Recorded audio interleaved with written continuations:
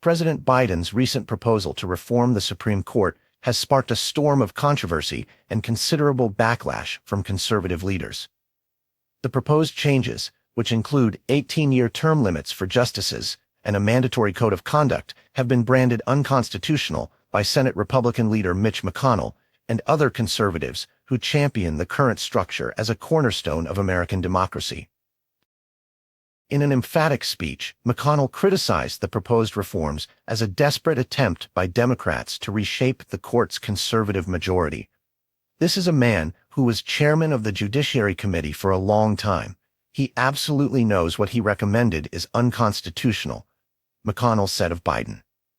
McConnell's strong statements highlight a broader conservative belief that the left's motivations are grounded in their displeasure with recent court rulings, including the overturning of Roe v. Wade.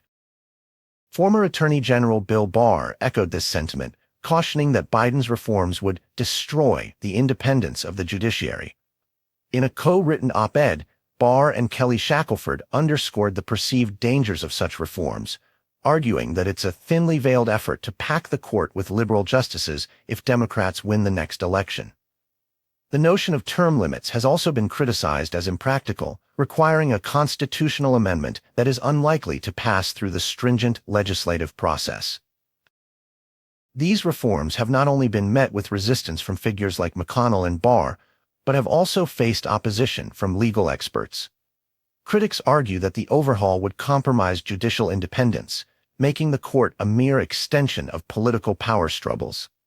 This opposition is further fueled by historical precedents, such as the controversial nuclear option invoked by Democrats in 2013, which lowered the vote threshold for Senate-vetted nominees, a move that conservatives view as backfiring on its proponents when it was later applied to Supreme Court nominees. Conversely, Democrats are rallying around the idea that the Supreme Court needs changes to prevent abuses of power and restore public faith.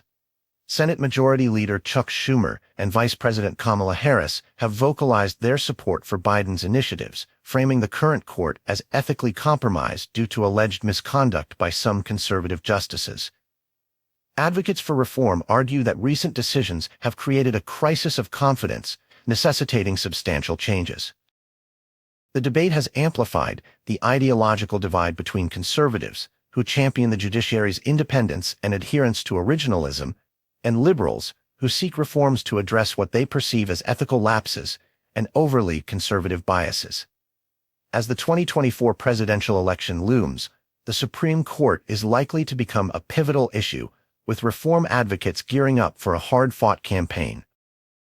Ultimately, while the Democrats aim to push forward with their reform agenda, the fierce opposition from Republicans and the complexity of enacting such changes make it clear that any substantive alterations to the Supreme Court will face a steep uphill battle.